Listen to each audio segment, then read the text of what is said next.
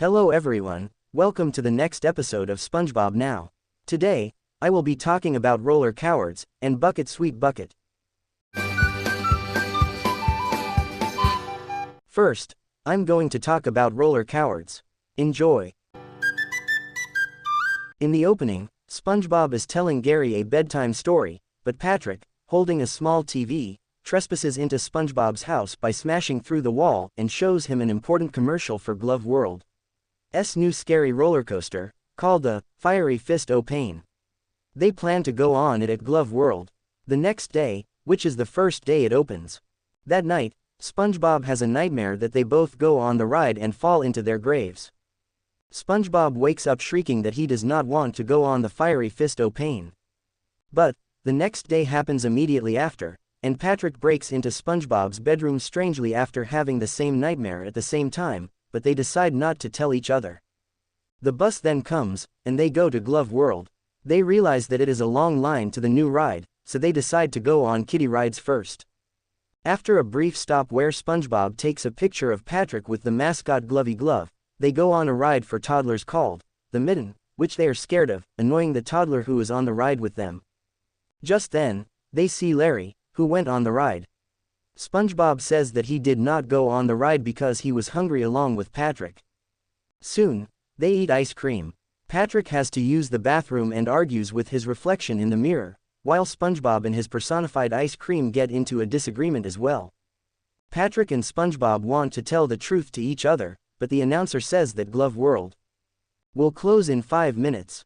Hearing that, they rush to Fiery Fist o' Pain, where they review the warning sign before finally going into ride, but as they are ready, the ride breaks and they finally admit to each other that they were actually afraid to go on, and they feel relieved.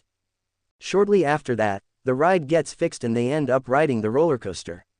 Even though they are scared the whole time, they are really happy that they survived after the ride ends.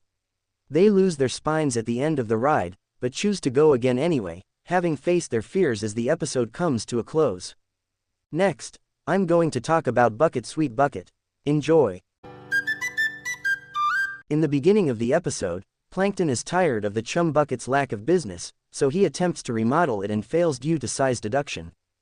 As a result, he tricks SpongeBob and Patrick into fixing it up by whimpering an excuse for him not to remodel. Soon, he realizes that they both have done everything wrong and breaks down sobbing about his failure, which attracts their loyalty towards him to make the Chum Bucket a success.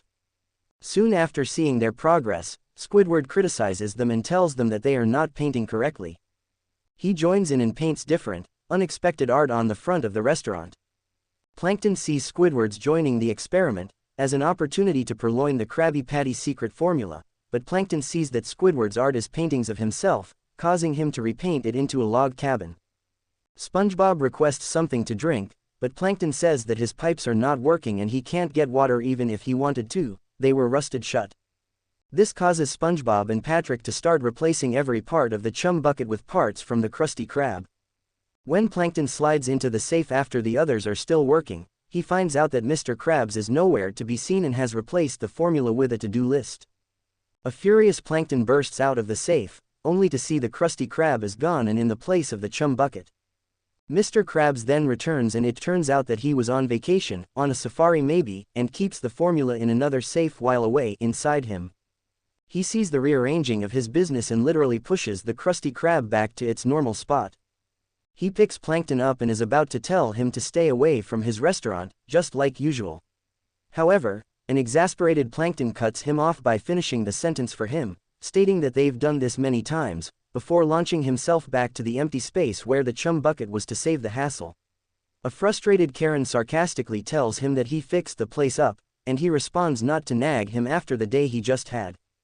After about 1 day, Mr. Krabs is enjoying the remodeled medieval-themed Krusty Krab, which was remodeled by Squidward using parts of the Chum Bucket, the concrete foundation for the central fountain, the walls for the metal decorations, and Karen for the computer.